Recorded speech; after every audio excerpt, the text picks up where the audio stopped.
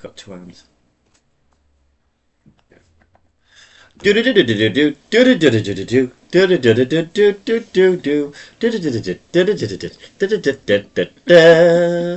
Welcome to the Kieran and Diane show. My name's Kieran, and her name's Diane. And we're both freelance journalists who have many other skills. Mine personally, I'm a qualified PT. I am a photographer and a author with many published books. What else about you, Danny? I am a mother to two children with additional needs. I am a model and I'm also a freelance journalist myself. Do you want to go into more detail about our kids? Yes, go ahead. Okay. Our firstborn was born in 2013. She has got a rare genetic condition called Turner syndrome, which she's got the mosaic version, which basically means that part of her chromosomes in her cells have been, rearranged, for use of better words. And it basically means she's got learning difficulties.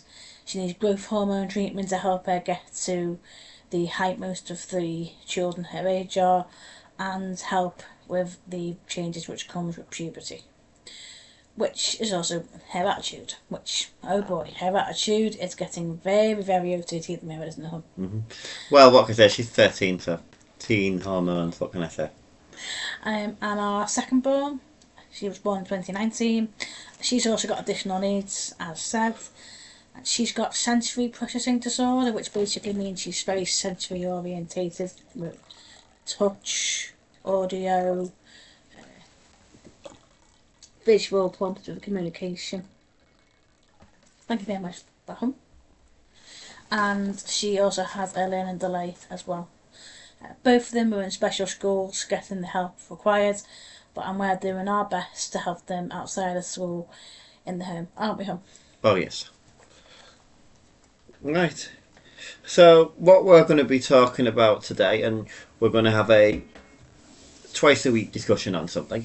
So, this week is going to be the blood scandal. So, the blood scandal. So, Diane was affected by it. Mm-hmm. And we're going to start off by primarily concentrating on how this affected her. And then we'll go into a bit more information about what happened, the whys and the wheres. So, can you tell the audience when you were affected and the circumstances around your birth? I was infected in 1988. I was born 3 months prematurely, which basically means that my baby is born much earlier than they predicted to. And I had to have 9 blood transfusions because I was so ill. And it was through one of those blood transfusions, don't know which one, but we have the batch packets numbers in my medical records. So we found that I got hepatitis C. We didn't find out that I had hepatitis C until I was 31, though. Was it, hon? No. So why were you premature? I was actually one of 3 triplets. Unfortunately, one of my sisters died practically at birth, and my other sister has got cerebral palsy.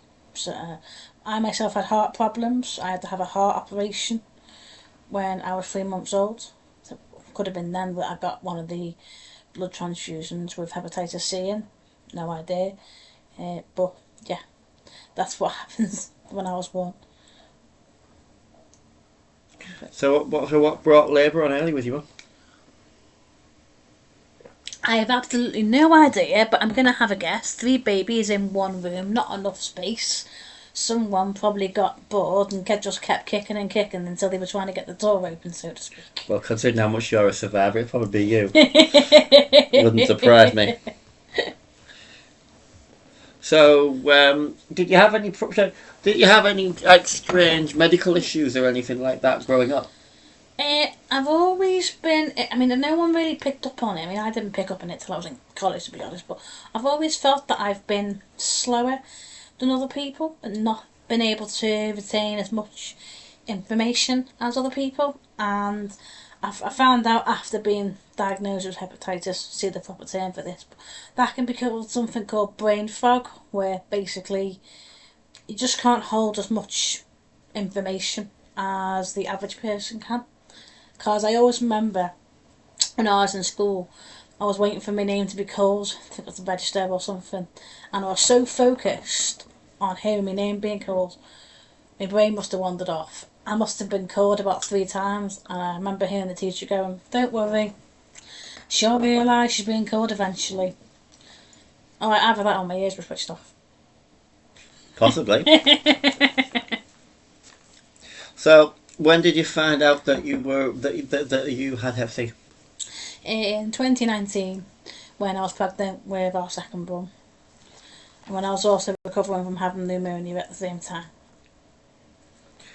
But the way we basically found out that I had it because I had a very strange rash on my tummy, and the medics couldn't figure out what it was, and it was getting quite concerning. And they did blood tests, and they found out that my liver enzyme levels were higher than the average person's. And the reasons that they were higher is because that's when they found out I had hepatitis C in my liver. But you only have higher enzyme levels if you have hepatitis C in your liver or you got cirrhosis of the liver. Obviously I didn't have cirrhosis of the liver, so it was quite a shock to find out that I had hepatitis C in my liver still after 31 years. I think everyone else was shocked and all. Well, you were fainting at the time as well, weren't you, during the pregnancy? That was also due to being severely anaemic. I was so anaemic that I was actually a blood transfusion level, on top of having the hepatitis C and having pneumonia and carrying our second born. Well, how did having the anemia and everything else affect your life as well? It basically made you very fatigued, and you can't concentrate. It makes the brain fog a lot worse. You just don't have a lot of push, a lot of strength to really much, which might sound lazy, but as other anemic people out there will understand, when you're at that severe level of anemia, you literally, you can barely do anything. Your concentration levels are just way down at the bottom, kind of thing. And we didn't realise at the time. We found this out later on, a few years later, that I had fibromyalgia on top of that as well, and that didn't help either. That's basically where your muscle pain and your focus combined end up basically being decreased as well. Did you have any other medical issues along the way? Well, not really connected to hepatitis C per se, but while having the pneumonia, after recover from it, asthma, we discovered that I had asthma on top of that, and it's not been confirmed because I go to checkups every so often, but I do believe that my right lung is more affected than my left lung with my asthma, because I do tend to get a lot of chest infections, which are called upper or lower respiratory chest infection, which affect this side more than that side. You come back on? Yes, sorry about that. We're just having a few technical issues in the background. I think I've got... not working again. Yeah, I think I've got it sorted. Oh, that's good. Right. So, how do you think other people treat you when they find out? Do you think you get treated differently? Do you feel self-conscious? Well, if we go into the treating of me of when it was first discovered, people were very wary not to be, didn't really want to be around me. When I first had our second born, I had to be cut off, secluded from everybody, and obviously after you have a baby you tend to bleed a bit more for a bit, and I was struggling to clean up after myself, and basically one of the nurses and the cleaners told me off, so to speak, when I hadn't cleaned up some of the area of the bathroom right. I was too busy trying to help our youngest at the moment, and they reported it because they didn't want to get contaminated. So you'd had a baby and they turn round Because and it wasn't because it wasn't all sparkling clean. and they tell you got to clean up after yourself. Clean up after myself, clean up after the baby, and do their job. Yeah, but it's not easy, is it? After you, well, I'm guessing that I've never had a baby myself, but I'm guessing it's not easy. It was in a week of giving birth.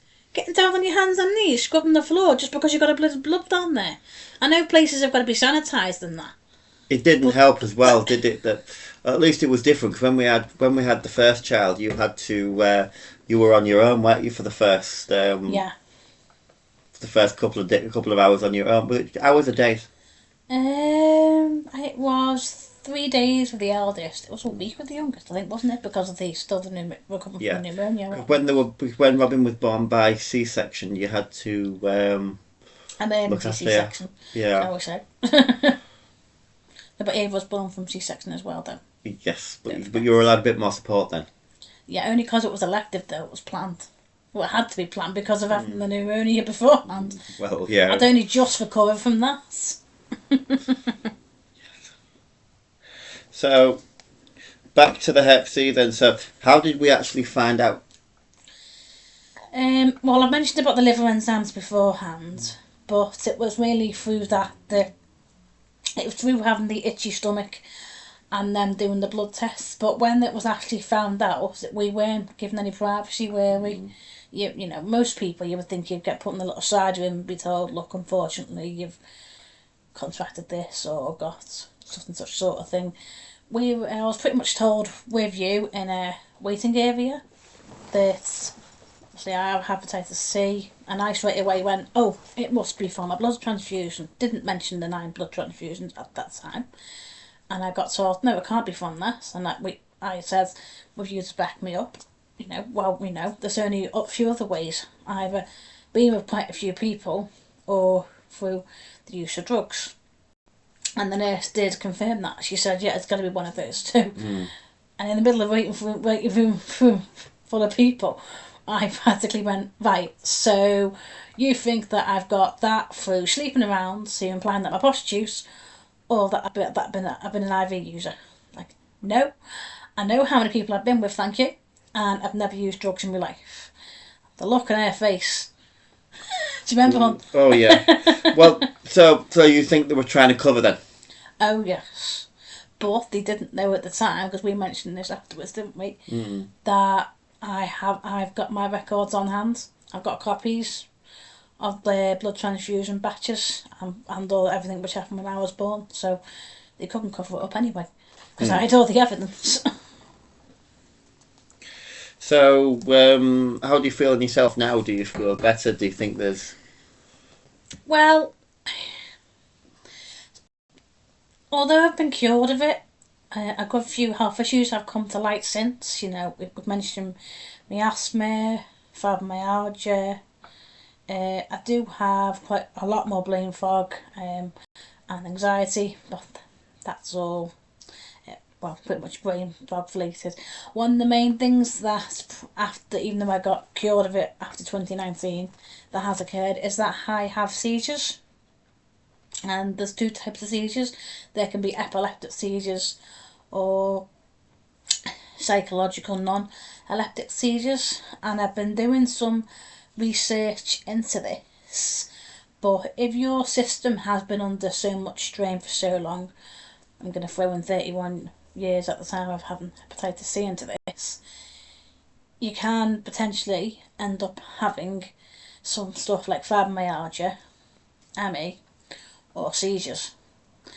And unfortunately, as I said, I've got these seizures a few years ago, and I have quite a few types, don't I, hon? Yes. I have convulsive ones, I have sensory orientated ones where right now, for example, light, sound, brilliant, but there can be other times where I can be in a local cafe, stereo's not playing that loudly, I can go in feeling totally fine, and all of a sudden sound can just feel like I've got a radio right over my head, or the light above me is shining a lot brighter than normal, and I need to go home and rest because I can just feel my system just getting overloaded with these it's sounding like the basically sensory orientated, isn't it? Yes. So, what do you think the future looks like? Do you think there's hope? Do you think you're going to start? Do you think that it's feeling better? Do you think that you're getting somewhere? Well, our local hospital is giving me some more appointments, which you're coming with me to. Mm-hmm.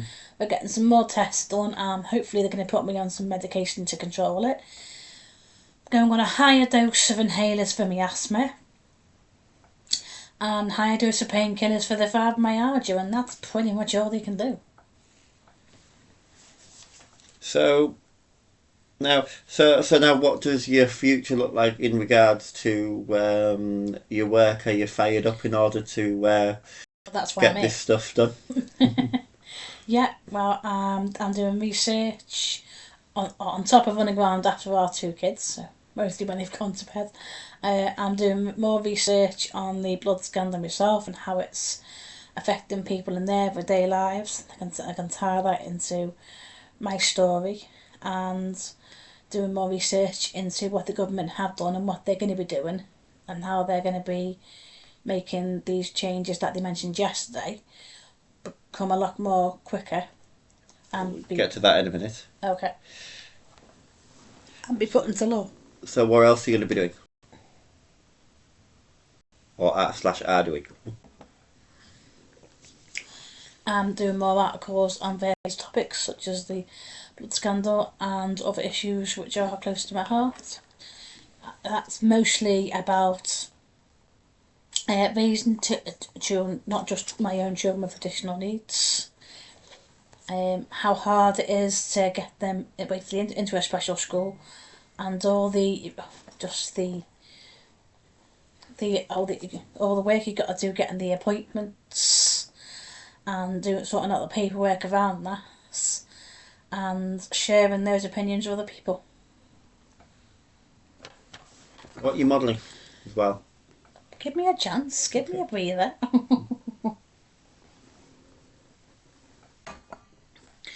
I've got loads of the various different outfits upstairs. Not many people are my height. I'm quite short and curvy. And I've started modelling those outfits online and just asking various everyone their opinions and going from there. Well, you're actually being paid by photographers, aren't you? Yeah. Get yourself get into how you finding modelling so far. It's an experience.